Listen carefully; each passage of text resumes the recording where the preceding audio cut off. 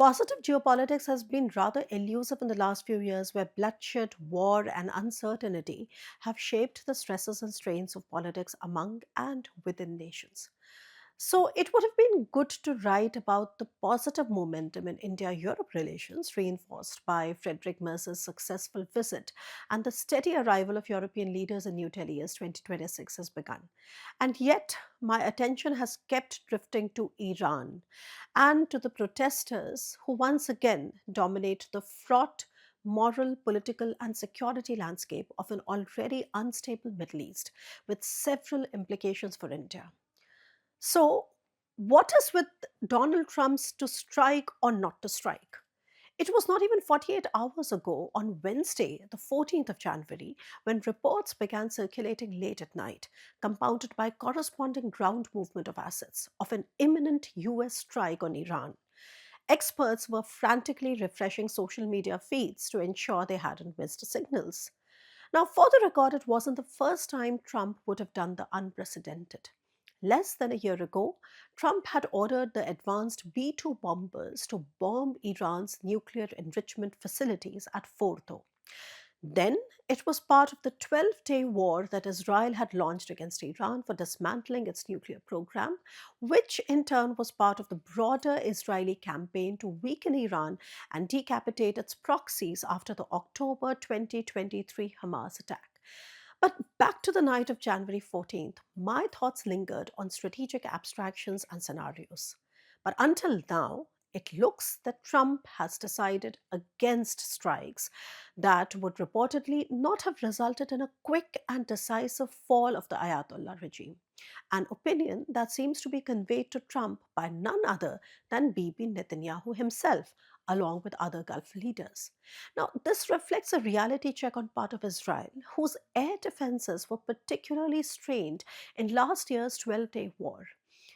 A hurried strike on Iran, now resulting in a prolonged campaign, would strain them even further. Now, that said, one doesn't know what really Trump and his coterie are planning. Trump has shown a certain penchant for non committal public statements, only to strike with an element of surprise later. I'm sure the fate of Venezuela's Nicolas Maduro has only added more anticipation. However, there continues to be a strong case for Israel to capitalize on this opportunity to decisively decapitate Iran's nuclear and ballistic missile capabilities. Without a solid cover from the US, a unilateral action by Israel seems unlikely, though. There is a consensus among experts that the window of a round two from Israel, aided by the US, is closing and must be done well in time of the US midterms approaching in November. Now, from India's perspective, though, no emerging scenario in the Middle East appears genuinely favorable. Two of these contexts are worth examining. If the Iranian regime falls, it'll be acutely destabilizing because the conflict would then spread to Kurds, Baloch, Azeris, Syrians, and Israelis. But if the regime stays weakened and sanctioned, it's even worse. And secondly, India's interests are also constrained by the various other rifts in the region, particularly between United Arab Emirates and Saudi Arabia, as the former, the UAE, our main partner, appears to be on the back foot, and the latter has drifted to brothers in arms, Pakistan and Turkey. Now, let's understand the systemic conflict versus statecraft. New Delhi, predictably, has adopted a careful and calibrated posture towards complex conflicts in the region at large. But caution itself offers little comfort. Israel has continued its sustained campaign against Iran's network of proxies. Iran is under pressure both internally and externally. Syria remains fractured. Turkey and Israel are emerging as more assertive regional powers. And now, to add another fault line, long managed tensions between Saudi Arabia and the UAE are manifesting as irredeemable rifts. The Middle East today is not experiencing a single crisis, but a crisis confluence. And for developing a coherent response, we need to first understand what has held the Middle Eastern's strategic tension together so far and how is it changing even when the US is still the ultimate stabilizer among competing actors. India had thus developed its multi alignment with several opposing camps in the region and with quite a success as well.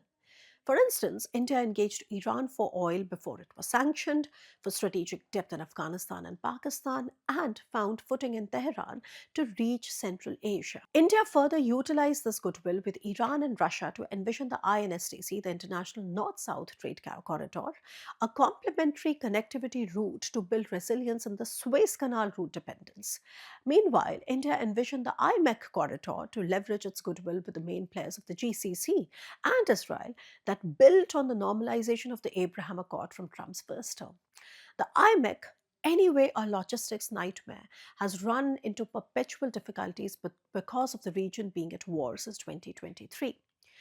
So, both projects, INSTC and IMEC, unfortunately have succumbed to the region's persisting instability. With Iran, there's more. India sought to reduce Afghanistan's reliance on Karachi port, particularly as Kabul is being aggressively courted by China. India positioned Chabahar as a strategic alternative.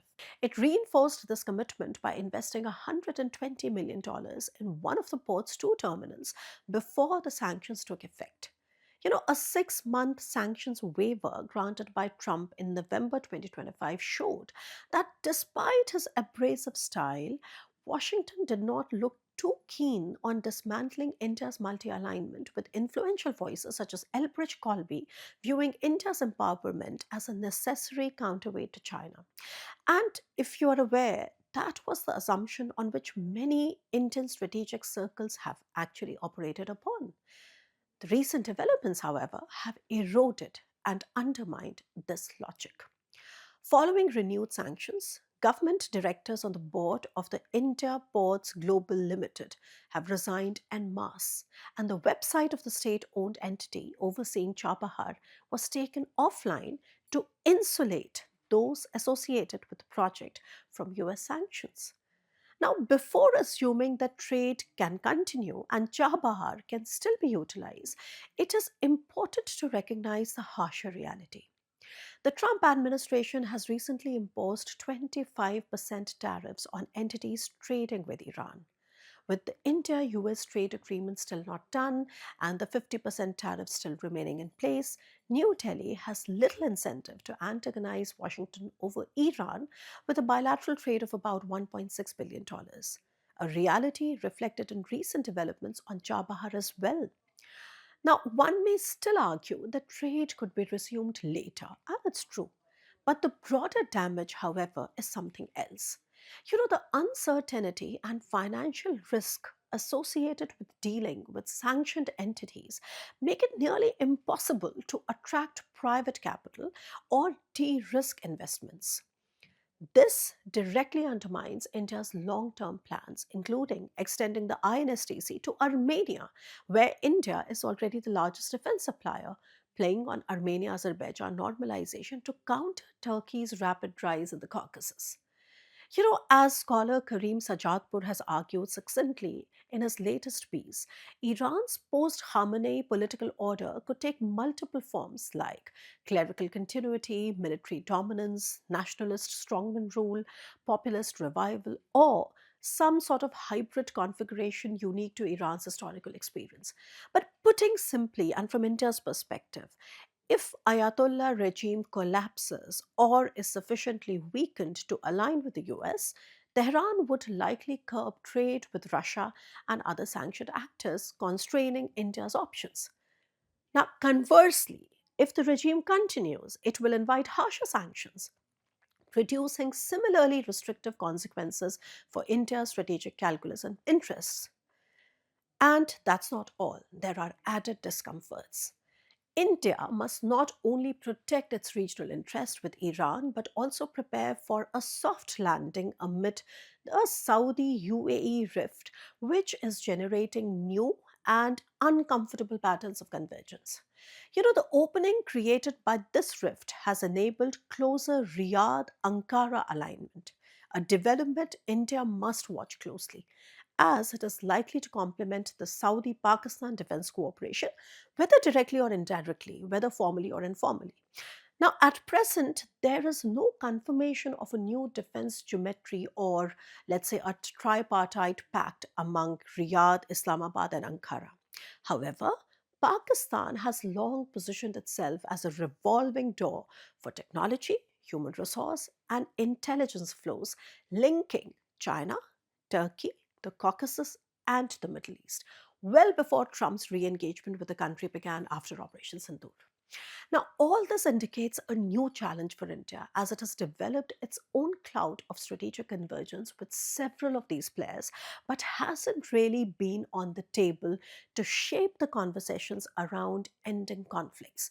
And here, the case in point is Gaza and Armenia. India was nowhere on the table. The Saudi UAE rift also affects the geopolitics of countries around Bab el Mandeb and Red Sea, including countries like Egypt, Sudan, Ethiopia, Yemen, and Somalia, where the proxy war between Saudi Arabia and UAE is being played out with embedded weapons and money flows through a wide network of proxies. Now, with Abu Dhabi presently on the back foot, India needs to monitor developments and proactively engage emerging convergence between the UAE and Israel to ensure strategic opportunities are not lost. And I'll be back to discuss this and more. Stay tuned.